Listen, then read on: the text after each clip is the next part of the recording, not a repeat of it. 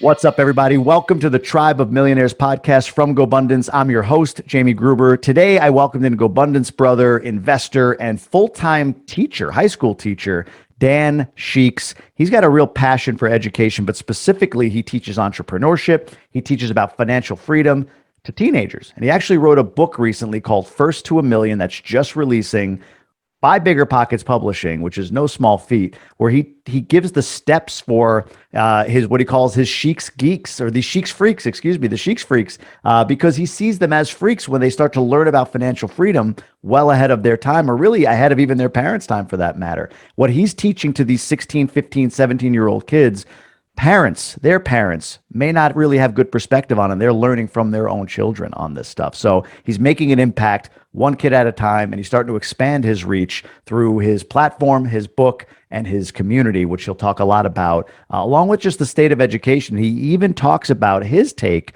on whether or not public education is the best form of education right now. And remember, he's a public educator. Tune in for that answer to that question. Beyond that, tons of other information that we'll talk about just as a GoBundance member, GoBundance brother, and millionaire member of this tribe. I hope you enjoy every bit of this. Be sure to subscribe, like, comment. Let us know what you think about this particular interview. But until then, enjoy Dan Sheeks.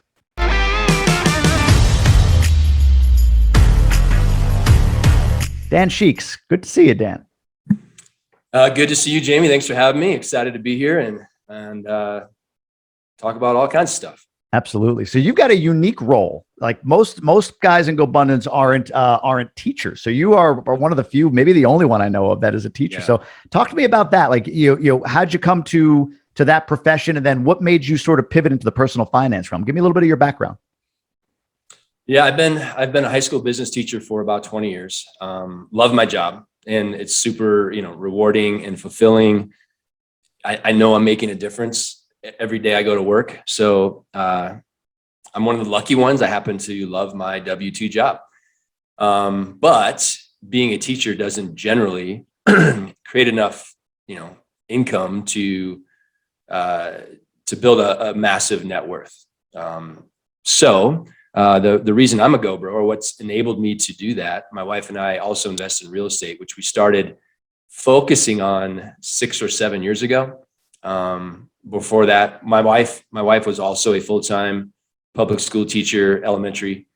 She retired a couple years ago, based on the fact that we didn't need her income because of our real estate investing.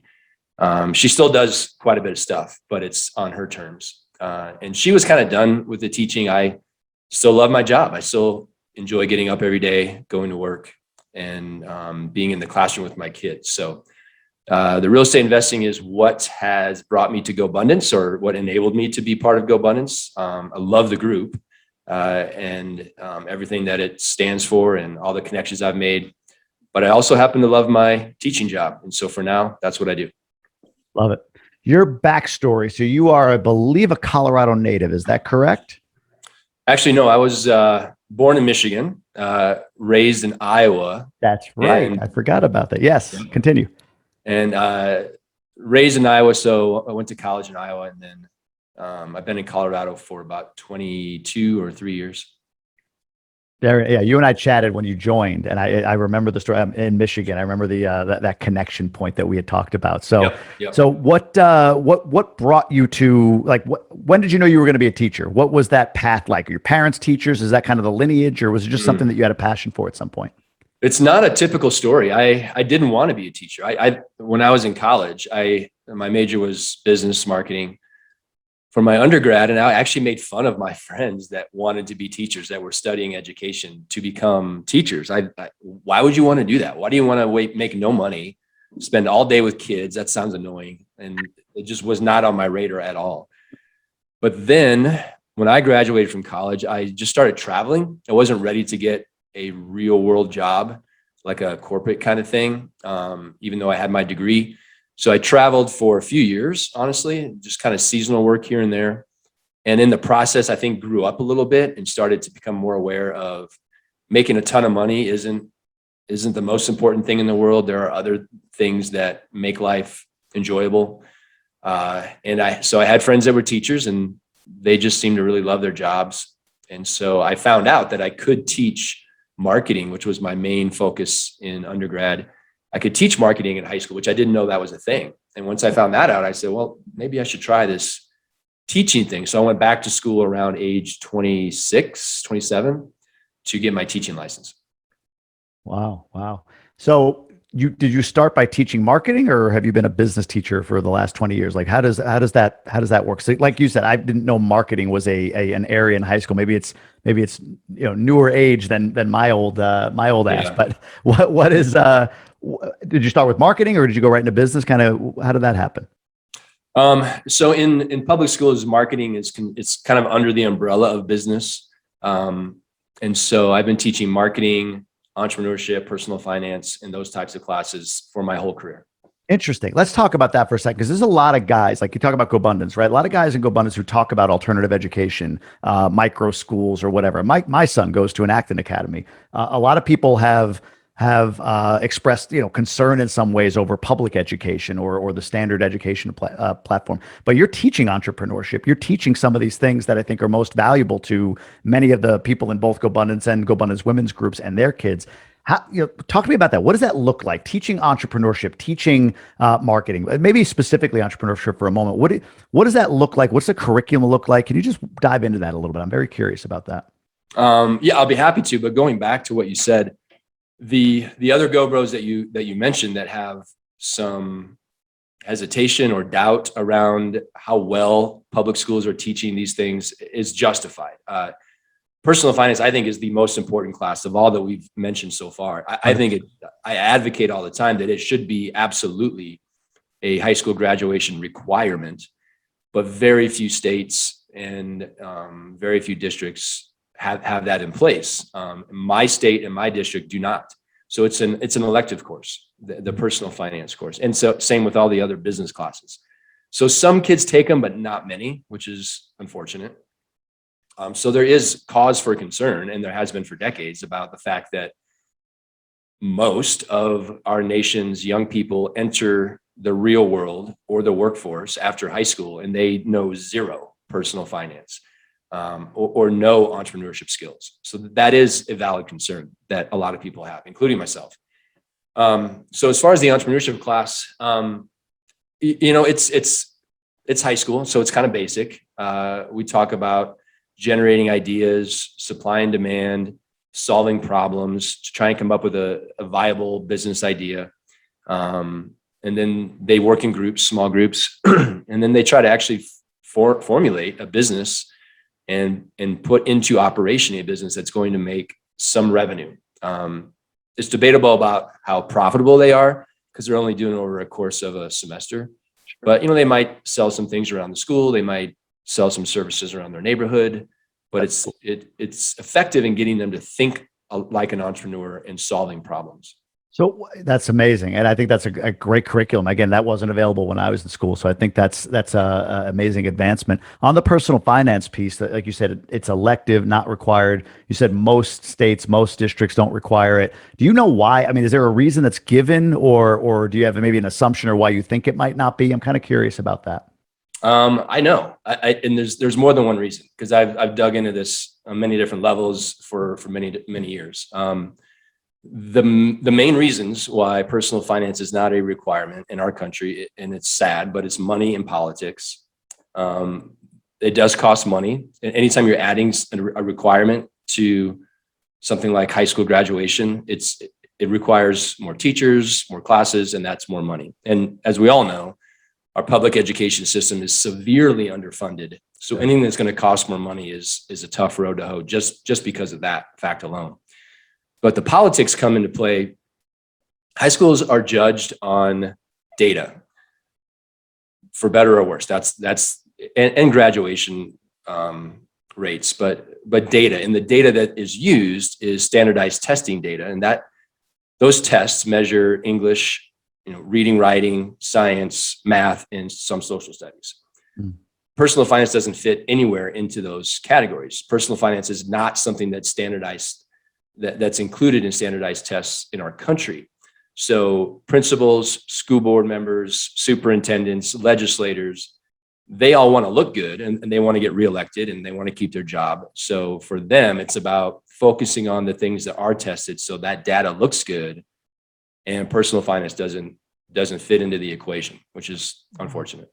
Is there anything that's required right now that you've made? I don't even know what it is, but that seems like it would be an easy replacement for, or like personal finance would be an easy replacement for. Does that make any sense? Like, are there some required courses or required curriculum that seem like, man, we require this, but we don't require personal? Yeah. I feel like there'd be a list. What are some of those things? I mean, so in my personal opinion, and there are others that share this, but this idea would just rock the entire education system, including college level. So I don't think that high school kids should be forced to take as much math and science as they do, because the fact is that most of them are not going to go into a career where they need physics or chemistry or advanced algebra or trigonometry. But they all need personal finance. Every single one of them will make financial decisions every day of their life. And so, yeah, I think reducing the requirements for some of those classes makes a lot of sense. If a kid wants to become an engineer, then load up on the math classes. If a kid wants to become a doctor, then load up on the science classes. But if they already know that that's something that they have no interest in, then why are we forcing them to take those? And the people who would debate me on that would say, well, they're learning critical thinking skills. They're learning problem solving skills in these math and science classes. And they are, but they would learn those same skills in a personal finance class or a business calculations class. And so why not have them take a class where they learn the critical thinking, the problem solving, along with content that they actually are going to put into use every single day of their life, rather than put it into a class that they will, and they know that students are not stupid. They know when they take trigonometry and physics that unless they're going into a specific profession, they will never use that stuff. So they know it, they take the test, and then it's forgotten forever. So that's interesting. To your point, if the case for a trigonometry is critical skills and complex problem solving, I mean, that's sort of the case for any curriculum, right? For any class. So now it's just a matter of, okay, great. Yeah, we agree that absolutely should be part and parcel of an education. But the content that you lay over the top of that, to me, I completely get it. That's got to be frustrating as an educator. I can only imagine.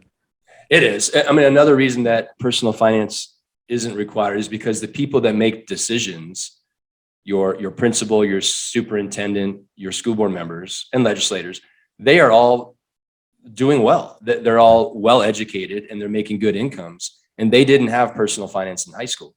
So they sit there and think, well, if I'm doing okay and I didn't have this class, then it really isn't that necessary.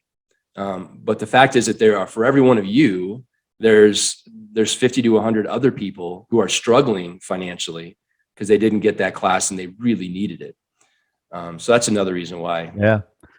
So you sort of broke with tradition a little bit in this. I mean, we mentioned in your initial bio, you're a personal finance advocate. When did that come to be? So what I'm hearing of your history is like, yeah, hey, kind of nomadic for a little while, checking things out, living life. And then at some point you decide, oh, wait, I can use my skills and teach. And these people seem to like teaching, and you found a passion for that. You enjoy it. You love your job. But that frustration is there obviously around, some of the politics and what isn't standard curriculum. And I agree with you. Personal finance seems like an easy, checkbox for what should be standard. But how did you what was the point at which, was there an epiphany moment? Was it over time? Like, why did you get down the rabbit hole on personal finance and sort of breaking from maybe what's traditional in education? Yeah, I think the tipping point was when I found the FIRE movement, the Financial Independence Retire Early movement. My wife and I found that 6-7 years ago, about the same time we met, actually. And the same time we found Bigger Pockets, and we started really focusing on our real estate investing portfolio. And so when I started learning that, and for me, I was, well into my life as an adult, when I started learning that the typical American dream pathway of working until you're 65 isn't the only option, and that if you do things a little differently, you can reach financial independence and quote unquote retire. I don't really like that word perfectly, but you can do that in your 30s, 40s, or 50s, sometimes even in your 20s. And that really was the spark that I said, I need to teach high school kids need to know this. They need to know there's another option besides the typical 9 to 5 until you're 65 grind. That is an option. It's a good one. It works. Tried and true. Nothing wrong with that option. But young kids need to know, everybody, honestly, but my niche, my passion is working with young people. Young people need to know that there are other options. You can quote unquote retire again, financial independence, 20s or 30s. That is an option. Many people have done it. People continue to do it. You just have to think differently about money and do things differently than the average person who's working until they're 65 or anywhere in between there. You know, if you retire at 30 or 65, there's a lot of time in there where you can choose your own pathway. But until they know that's an option, there is no other pathway. And so, yeah, the FIRE movement and all of the strategies that kind of go with that, I said, you know, I need to be teaching this to young people. Okay. Well, take me from there. So you have a book coming out. We'll talk about this book here in a moment, or you can start talking about it right now, because I think it's part and parcel to what all of that buildup, you said 6-7 years ago, FIRE movement and getting passionate around this. It's culminated with you writing a book that's, by the way, going to be published with Bigger Pockets, correct? Yep. Kind of fun, right? You're listening to them 7 years ago, and here you are publishing with them. It's a really cool story. But talk to me a little bit about that. So in your book, well, actually, I'll pull it up here. So it is The Teenager's Guide to Achieving Early Financial Independence, First to $1 Million. And what you're specific about in here, I read and noticed, was $1 million might be dollars, but $1 million could be a lot of different things. Kind of give me the idea behind the book. What are you trying to kind of get out there with the book at this point? The mission of the book is to help young people live their best life. And to do that, they need to have options. So it goes back to what I was saying before. Teaching them that you don't have to work till you're 65, that there are other options. That's the entire reason I wrote the book, is to show them there are other options and give them all these strategies, concepts, and techniques. You're talking about like entrepreneurship and frugality and passive income and side hustles and mindsets and just looking at happiness. There's a chapter just about happiness and how does that play into your financial journey and your financial goals. And so giving them all this information, but then the book, and same with me, whenever I talk to young people, I don't ever tell them what to do. I say, here's more information that most people don't have. Now that you have it, now that you understand that there are other options, only you get to decide, how do you want to live your life? What do you want to do as far as money goes in your financial future? If you want to go this way, great. If you want to go this way, great. But at least now you're making an informed decision. You have all the information and you can decide what is best for you. Talk about that for a second. You triggered something with happiness. So you're talking about financial independence, but this happiness thing along the way. So it's not just about grinding it out in a certain way and taking this money and putting it there. What is that? Talk about that. How is happiness part and parcel to all of this? Or what's the component in there? Like, how do you guide people around happiness when it comes to financial independence?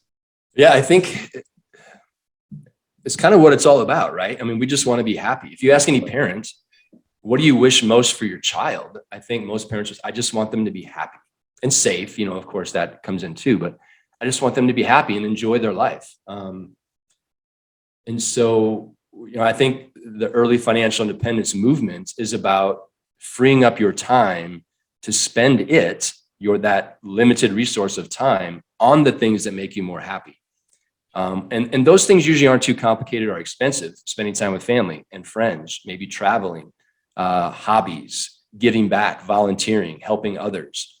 These things bring a lot of joy to most people's lives, but we're so trapped in that 9 to 5 grind that we have to make a lot of sacrifice in how we spend our time. And our happiness sometimes suffers. You know, I'm not going to say all the time, but if you could snap your fingers and tell someone who has to work 40 hours a week that you no longer have to work 40 hours a week, you can spend those 40 hours a week doing the things that make you happy. I think they're going to be happier. And so, yeah, in the book, that chapter tells the reader, you need to get a piece of paper and a pen out and write out the 10 things in no particular order that when you're doing them, you are the most happy. Yeah. And my guess would be that most of them spending time with my friends or reading a book or going for a run in the park or taking my dog for a walk or going on a bike ride or going to my favorite restaurant or seeing a movie. These are the things that generally people like to do, hobbies. They don't take a lot of money. You don't have to be a multimillionaire to go to the movies or spend time with your friends. And so the idea of happiness is kind of the foundation of, if our goal is to be happy and we can identify what makes us, what brings more happiness into our life, then how do we get to a point where we can spend more time doing that? And the answer is early financial independence. The answer is not massive amount of net worth, although that can play a role. The real value, the real resource we need more of is time. What's going on, everybody? It's Jamie. I'm jumping in real quick here because some people are listening to this podcast thinking, man, I hear this guest, I hear what they're talking about. This whole GoBundance thing sounds pretty cool. I'd love to be a part of that. And I would say to you, if you are qualified to be part of GoBundance, you're a millionaire or accredited at the very least, jump onto GoBundance.com and just put your application in. You'll get on a call. It might even be with me, where we can talk about what you're trying to do, what you're trying to accomplish, and what it is to be part of this community in depth. Would love to have a conversation with you about that. It's been just so life-changing for me. And for those of you out there that are saying, yeah, sounds great, I would if I were a millionaire or if I were accredited, but I'm not there yet. We've got that now. We've built a program and I run it. I love being a part of it. I left my job for it, called Emerge and Ascend. Emerge is where you got to start. It's a 12-week intensive sprint goal-setting course. You're going to get curriculum every week. You're going to get live intervention every week. You're going to get connection with GoBundance members every week. You're going to get accountability from like-minded people every week. Jump into that, kill it, and we invite you to Ascend, which is essentially the GoBundance mastermind without the $1 million requirement. And we actually even add in coaching to help folks find their purpose, their mission, their values. It's intense. It's everything all wrapped in one. So again, if you're a millionaire or you're at least accredited and you're wondering about this GoBundance thing and that shouldn't I, just apply. Throw your name in. You lose nothing. All you do is put your name into an application form, you get on a phone call, and then you decide. If you're not yet at that $1 million mark, look at Emerge, GoBundance.com/emerge. And what you can do as well is drop my name in there, Jamie, Jamie, and we'll knock $200 off the tuition for Emerge. Jump in there and we'll get you started on your journey toward being a whole life millionaire, toward getting to GoBundance, whatever you want. People in Emerge, people in Ascend, people in GoBundance all report back often the changes it's made in their lives financially, relationally, and everywhere else. So go to GoBundance.com, check all of that out, see wherever you are, dive into that particular area of GoBundance, and we'd love to see you inside of the tribe. Now, back to our show. What you've seen with students, like what causes them, or what do you see as the root of trading off some of that? Because I see that, I think probably I've done that in my life. I know I've done that in my life, traded off kind of happiness and joy and all of that stuff for, this drive toward a job or a certain career path. Like, is that conditioning? Is it parental pressure? Is it peer? Like, what do you see as sort of like maybe core to that in the students that you've watched, coached, talked to, learned from, all of that? What do you see? I think I understand your question, and my answer would be is that all of us, really our entire society, is built around the idea of this one typical American dream pathway where you're supposed to go to high school, get good grades, get into a good college, go to college, get good grades, get a good job, get married in your 20s, have 2.3 kids and a dog and a white picket fence, and have, work until you're 65 and then enjoy the good life. And so that's kind of what's been trained or modeled or emphasized, whatever the right word is, in our society. That's how you live. That's the path you should be on. And to suggest that there's another option is not only radical, and it generates a lot of criticism because it's so different, but it's something that is proven to work. Many people have gone down this path of early financial independence. And so just trying to make young people aware that this can work too, if it's something you're interested in, let's learn more about it. Who needs to find this book, this message? Is it the kid? Is it the young adult, the person that's kind of coming up in the world, or is it their parent? Like who do you feel like you need to convince or talk to in order for this to kind of become a little bit more mainstream? Yeah, that's a good question. I think the answer is either. Parents who are in GoBundance, or parents who are into passive income and real estate, parents who are interested in early financial independence, I think they are going to naturally kind of pass along some of that wisdom to their children and let them know that you don't have to work till you're 65. There are other things in passive income, how important that is. And so I think a parent who has kind of laid that foundation gives the book to their kid. The kid's probably likely to read it, hopefully. But then there's a lot of young people that I work with in my community and at school and just phone calls and Zoom meetings that are self-motivated to learn about this stuff. And because of YouTube and TikTok and social media and the internet and all this free information, young people are starting to learn about things like passive income and real estate investing and early financial independence on their own without their parents. They probably know more about it than their parents do. And so those young people will come to the book and they'll probably read it without question because they're interested in exactly what the book is talking about.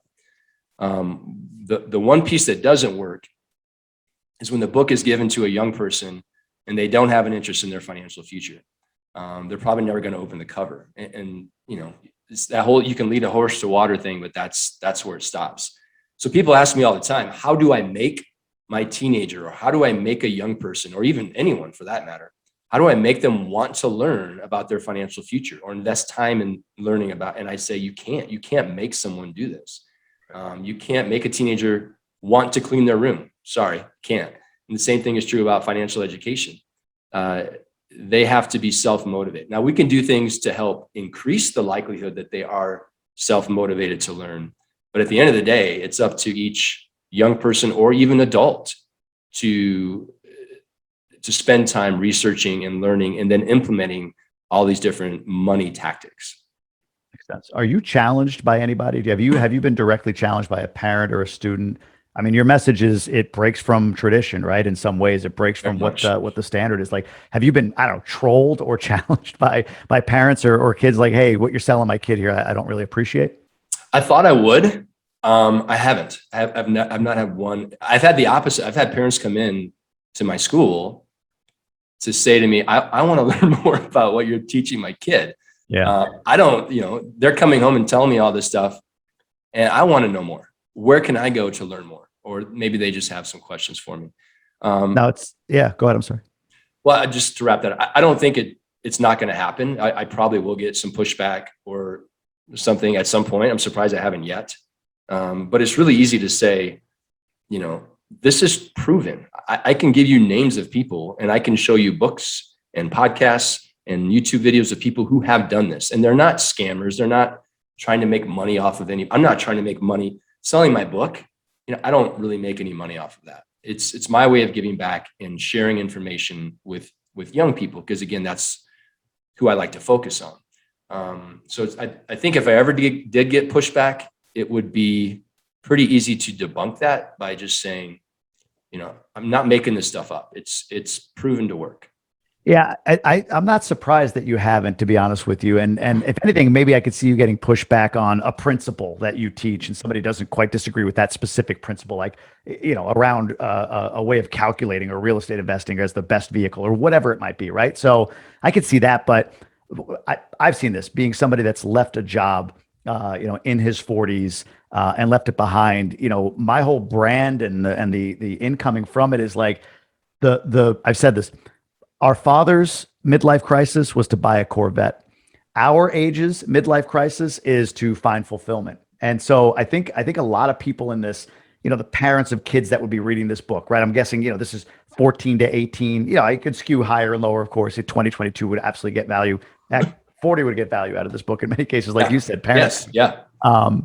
But, like their parents are our age. They're in their 40s, late 30s, early 40s, maybe as much as 50. And I think there's a lot of people in this day and age in that age bracket that are saying, man, I've sort of given my life away to like you said, to a system that I thought I was supposed to follow, the American dream. And that was my family conditioning, right? Like get a job, get the girl, buy the house, have kids, and then from 25 on, ride it out. Like that was sort of the conditioning of my family and upbringing. So I'd be surprised if you get fully challenged on the idea of creating financial independence for teenagers. In fact, you might be unlocking something here, which is really, really cool. And you've got great distribution with a publisher like Bigger Pockets behind you. Tell me a little bit about that. How did that come to be? Like Bigger Pockets is no joke, man. They've published some amazing books. How'd you get in, man? How'd you do it? Yeah. Fortunate for sure. And very grateful that Bigger Pockets is taking what I think is kind of a risk on this book. They've never published a book specifically for young people before. Sure. And they are with this one. So geographically got a little lucky. I live in Denver, Colorado. Bigger Pockets is headquartered in Denver, Colorado. I went to a meetup at Bigger Pockets 5-6 years ago. Met a couple of the guys that work there. Finagled them to come into my classroom to talk to my students about what they were doing. They were doing house hacking, frugality, real estate investing, early financial independence pursuit. And those guys were Scott Trench and Craig Kurlop. Oh, nice. Craig used to work for Bigger Pockets, has since moved on, but they've both written books themselves. So forged those relationships. They still come into my class to this day on a regular basis. So shout out to those guys. They're awesome for doing that. But so being around them, I thought, well, if they wrote a book, I can write a book. And this is exactly what I should write the book about, is for young people about all these topics. So I submitted that idea to Bigger Pockets. They have an official form, filled it out, and they came back and they said, no, thanks, which is exactly what they should have said. Cause I had no proof that the book would work, that anyone would want to buy it. So they gave me some feedback to build a community, build a following, so I started the website Sheeks Freaks, which was originally just a blog site. It's grown. Started a couple of social media channels. Those have grown. Went back to Bigger Pockets a month later, resubmitted the book idea, said, okay, now I have some followers. Here's some proof that there's a need for this book. And they said, okay, let's do it. Game on. 30 days. 30 days. You built enough of a following in 30 days. Like that's how quickly you moved. No, it was several months. Oh, okay. I missed that. When you said, yeah, I did this stuff and 30 days later, I went back. I was like, man, no. You did all that in 30 days.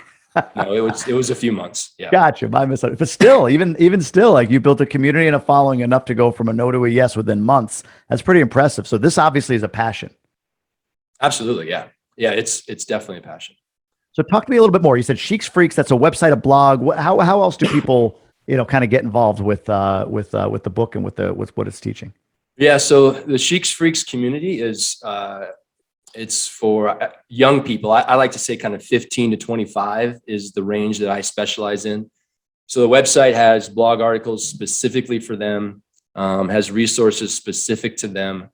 And of course, everything is this early financial independence umbrella and all those topics that fall underneath that. There's some basic personal finance stuff in there for sure. That's important. You got to have that too. Sure. And so, yeah, the website is doing well. Then there's a branch of that, an online community, a private community in Sheeks Freaks that is for members. And so you have to become a member to get into the online community, which if you go to the main website, there's a link there, join the community and you can get in. In that community is where the real magic happens. These are young people who are super motivated, all these topics, highly, I call them hustlers and grinders. They're all in on their financial future and they are different, right? That's where the word freak comes from. Young people who think about their financial future, these are not your typical young people. They are exceptional. They are different. They are freakish in a good way. And so that's where Sheeks Freaks comes from. And I would say, honestly, that's like maybe 10% or 15% of teenagers out there or young people would be in that category of willing to spend their own time learning about money and how it works and how they can improve their financial future. It's a very small portion of young people out there. So in the community, we have weekly Zoom meetings. We have different topics they can get into. If they want to learn more about house hacking, it's a group, they call it. So you can go into that and connect with other members. And we have like 40 or 50 different groups or topics. They share resources. They share their wins and losses. There's a forum. There's several forums where they're sharing their different ideas. links. They support each other in many different ways, hold each other accountable. They engage in each other's social media to help them build their own followings. And they are doing amazing, amazing things. The community's been up for about 1.5 years, close to 2 years now, and we're switching platforms. There's going to be an app. Actually, by the time this launches, there's going to be a Sheeks Freaks app for the private community. They can register, get in there. There's a free version and a paid version, whatever. The free version has plenty of value. Paid version has a little more. Mm-hmm. And so these young people that I've been working with in this community for almost 2 years are crushing it in so many different ways. I could give you plenty of examples. I don't know if we have time to do that, but let's hear one. I was actually going to ask you, give me a success story, or I was going to ask you, what does a success story look like in the future that you wish for if you don't have one? But it sounds like you've got a couple you could share. Yeah, let me hear. Yeah, something. I mean, there's 3 guys that partnered together. They have their own blog site that's specifically for young people, kind of similar to Sheeks Freaks, but a little bit more niche.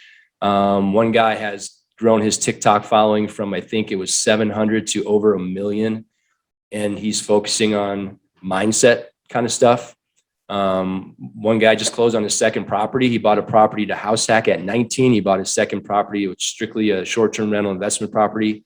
At 20, he partnered with one of the other members in the Sheeks Freaks community to do so. One guy has a really successful podcast. He's in high school and he has a successful podcast, Chase. So it's everywhere. They're crushing it. And it's what happens when you surround yourself with like-minded people, right? That's the whole idea of GoBundance. Yep. We want to be around people that challenge us, that level us up. And that's what Sheeks Freaks is doing for specifically young people who have any interest in these topics: mindset, entrepreneurship, financial independence, side hustles. Once they're around other people like them, because they don't necessarily have that in their friend group, in their home community, and they're connecting with them on a daily basis through the app, then it's just like watching them. It's like pouring gasoline on the fire, man. They just blow up and crush it. Interesting. How do I ask this question? Your energy level goes up heavily when you're talking about this community you form, this movement, I guess, that you've created. Is your impact better as far as time spent with this versus teaching high school business? I'm starting to wonder. I'm starting to really think about That's putting you on the spot a little bit, but yeah, I mean, it had to be asked. Yeah, I mean, and it's come to, I'm aware that in my classroom, I can reach 30 kids at a time. Right. If I have an hour in the classroom, it's 30 kids. Online in the community, it's infinite, right? Yeah. And so who knows what the future holds there? I don't. No, that's fair. And what's your vision for it? Like, is it a certain size you want to get to? Do you see this being an option for schools to buy into for some of their students? I'm kind of curious what your vision is for the future of Sheeks Freaks and the book. Yeah, the school connection is not part of the vision. The vision for the community, the website, the social media accounts that we have is to just spread the word. I mean, spread the word to young people that there are other options, and mostly about the early financial independence option, the stuff that goes with that. Yeah, just reach as many people as I can. I don't have any specific set of, like I want to have 5,000 members, or I want to help 1 million young people retire early. I don't have numbers like that or goals like that. It's just reach as many as I can with the time that I have, right? So I need to keep my life in balance as well. I have a full-time job. I have a wife and a kid. I have my own hobbies, and I want to be happy, and I feel like I am. But the Sheeks Freaks thing is kind of a side hustle, and that's not the best term because I don't make money off of Sheeks Freaks.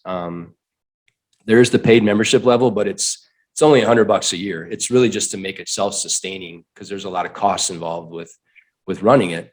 But it's my way of giving back. That's kind of what it is. How long is Sheeks for? 2 years? Yeah, about 2 years. I'll be really curious to see in another 2 years. There's a lot of parallels for me. Like before I left my job, multifamily was sort of something I got passionate about and built this multifamily and more networking community on the side. And we built it up to 21 chapters and 12,000 members and all of that stuff. But never, to your point, never a profit center. It was never about making money. It was more about networking, connecting, making a difference, creating content. And honestly, to your point, side hustle. It served me. I really enjoyed creating content, putting meetups together, all of that.